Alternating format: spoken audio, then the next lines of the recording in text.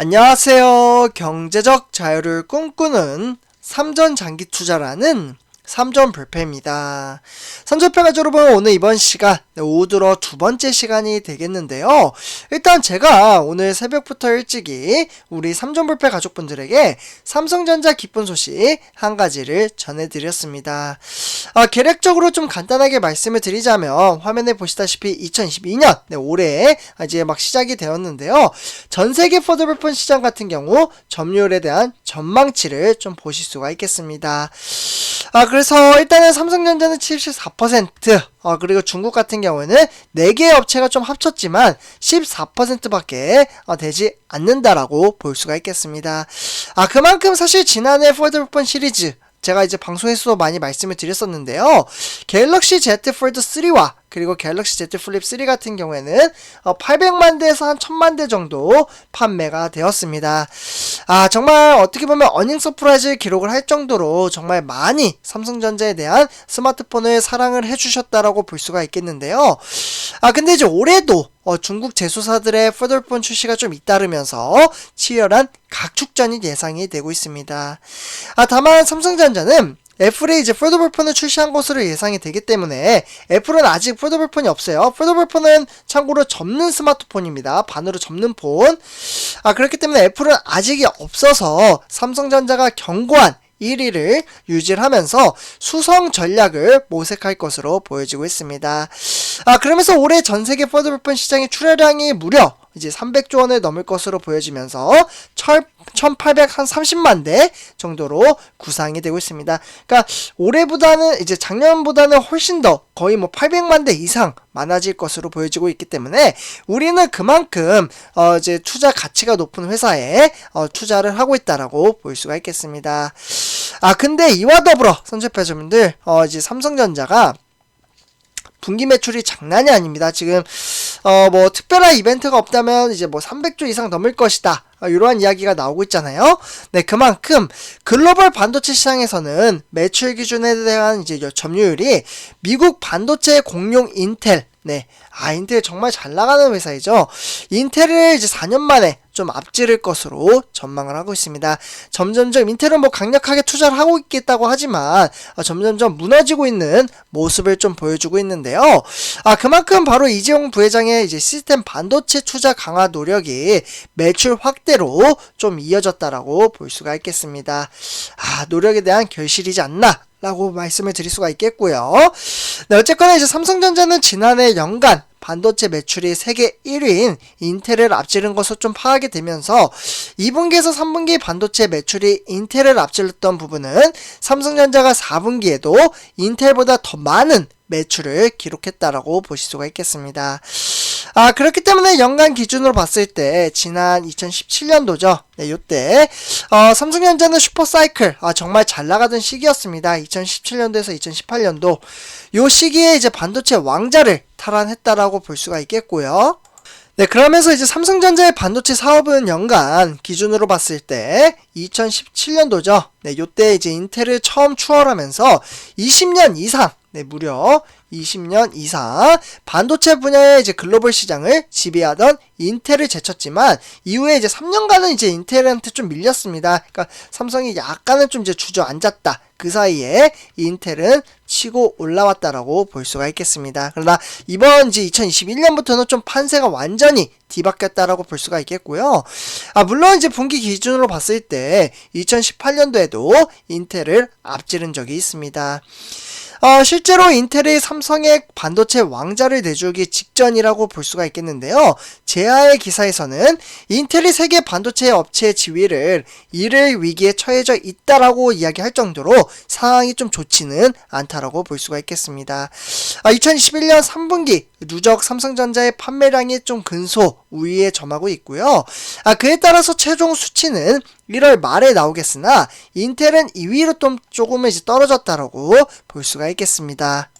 실제로 이제 시장 조사 업체 이제 IC 인사이츠에 따르면 이제 삼성은 인텔을 제치고 2021년도죠. 네, 여기 좀 써드릴게요. 2021년 이제 매출 기준으로 봤을 때 세계 1위인 반도체 기업으로 올라설 것으로 좀 예측을 했었습니다. 그렇기 때문에 삼성전자는 지난 7일, 네, 지난해 4분기 잠정 실적을 공개한 데 이어서 이제 실제로 이제 12월 27일이죠. 네, 요때 지금 이제 반도체 사업 부별의 확정 실적을 내놓았다라고 볼 수가 있겠습니다. 그렇기 때문에 연간 기준으로 봤을 때 반도체 세계 1위 등극했을지 정확한 수치를 공개를 할 것으로 좀 예상이 되고 있는데요.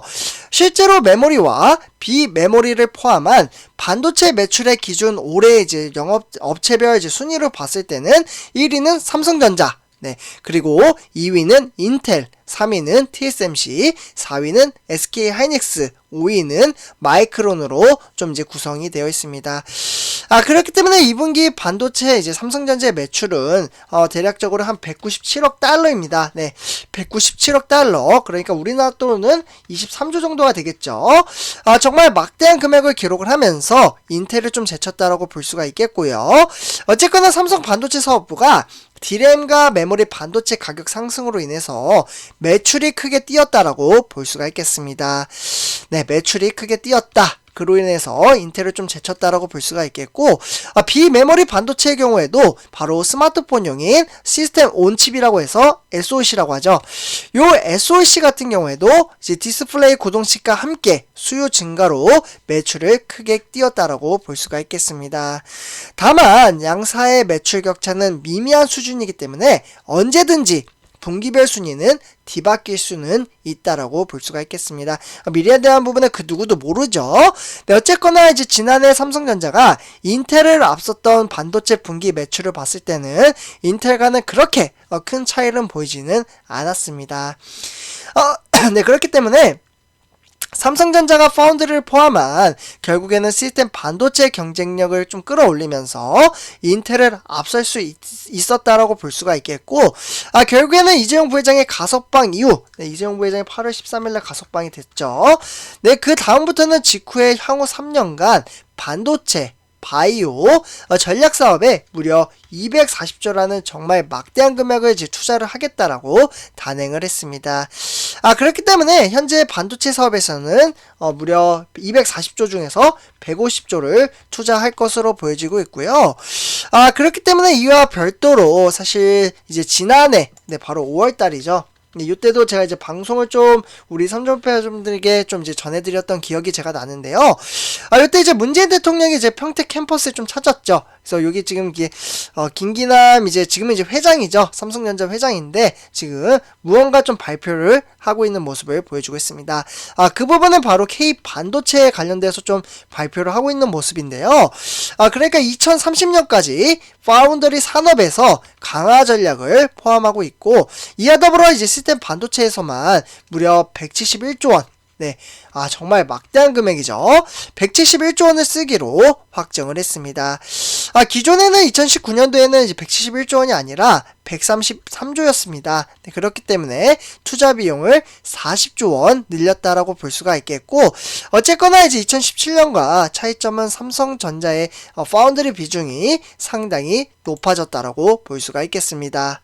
어쨌거나 이러한 것들이 이제 전부 다 좀 취합이 되면서 인텔을 제치는 데 영향이 좀 컸다라고 볼 수가 있겠고요. 그래서 2017년까지는 양사의 매출 차이가 대략적으로 한 6억 달러, 네, 6억 달러면 한 7천억 정도 되거든요. 네, 그렇기 때문에 올해도 정확한 수치는 좀 나오진 않았으나 삼성이 큰 폭으로 앞지르지 않을 것이라면서 삼성은 투자 계획을 잘 이행을 한다면 경쟁력 정도는 유지를 하면서 매출 1위 자리는 계속해서 이어갈 것으로 보여지고 있습니다.